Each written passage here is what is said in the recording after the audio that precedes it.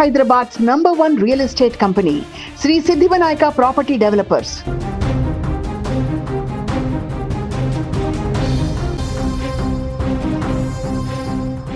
నిజామాబాద్ జిల్లాలో వివాహేతర సంబంధం ఒక యువకుడి ప్రాణాన్ని బలి తీసుకుంది.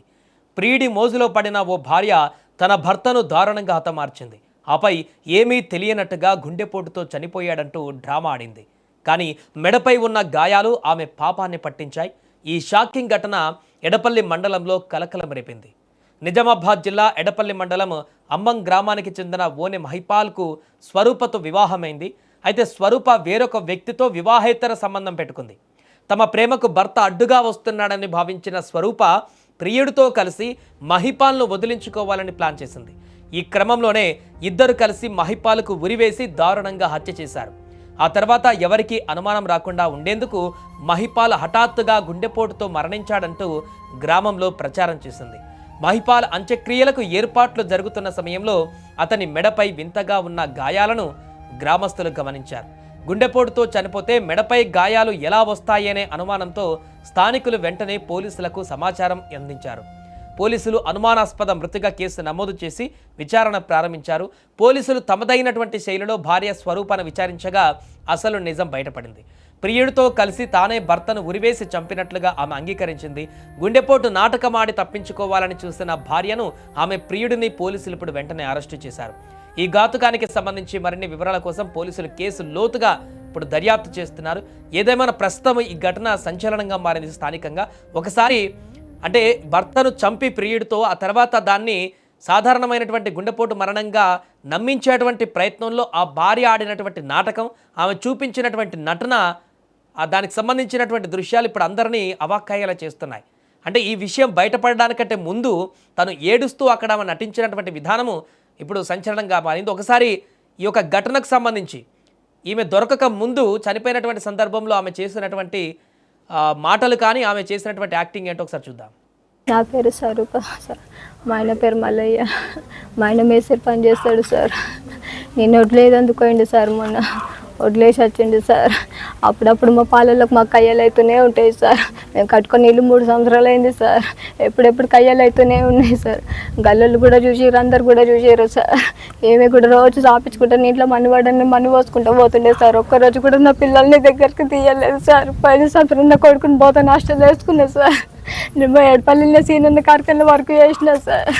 మా ఆయన మేస్త్రి పనిపోతుండే నేను సీనన్న కార్ఖాన వర్క్ చేసిన సార్. తొడిమిల్లు బాగా ముట్టిపోయింది అనేసి బీడీలు చేసుకున్నాడు సార్. మొన్నటిదాకా 100 రూపాయల పని నడిచింది, 100 రూపాయల పనికి పోయినా సార్. 100 రూపాయల పని అయిపోయినాక నేను పొలం కాడికి వస్తుంటే కూడా అద్దు నువ్వు బీడీలు చేసుకొని నరికేసుకుంటూ అన్నాడు సార్. అయితే ఓ పాలల్లో ఒడ్లు జరిగిండ్రు అన్నాడు సార్. నేను వీడియో కాల్ చేసి అయితే ఒడ్లు జరిగితే రేపితే నాటు పడుకొని దాన్ని పెద్ద మనుషులను పిలిపించి మాట్లాడతామన్నా సార్. నువ్వు నాకేది కూడా నాకు చెప్పావు అన్నాడు. నువ్వు గొడవ చేస్తా అంటే కూడా అద్దంటావు నాకు అన్నాడు. నీ ఇష్టం ఉన్నది చేసుకో అన్నాడు. నీ ఇష్టం ఉన్నది చేసుకో అంటే రేపైతే నాటు పడిపోనే ఇద్దరు పెద్ద మనుషులను దొరికొచ్చి అడిగిపిద్దామన్నా సార్. ఇప్పుడు చూసిన ఈమె నటన చూశారు కదా, ఆస్కార్ లెవెల్లో ఉన్నటువంటి నటన అది.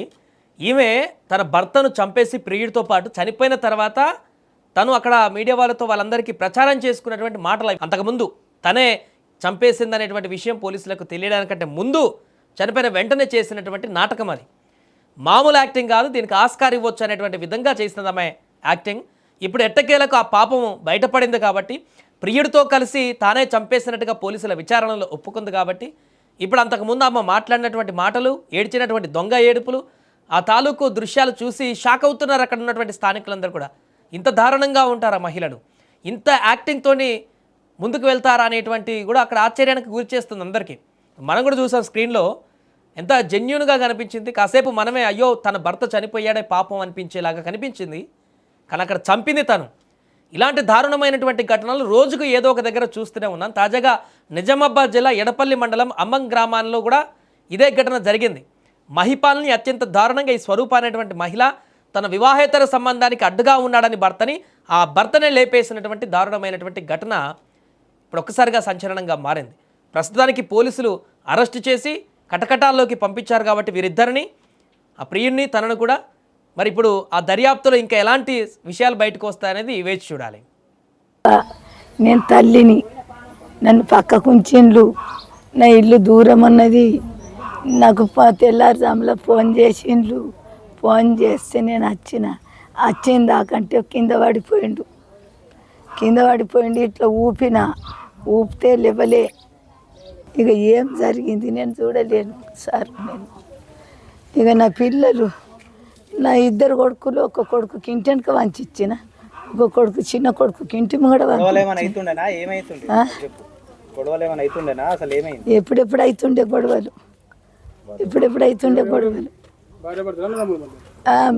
భార్య భర్తలతో అవుతుండే,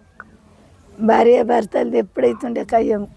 ఏ విషయంలో పెట్టుకుంటుండ్రేమో. నేను ఇట్లా పనికి పోతుంటే కాయలో లేదందుకు నేను పోంగ ఇనుకుంటూ పోతుంటే నేను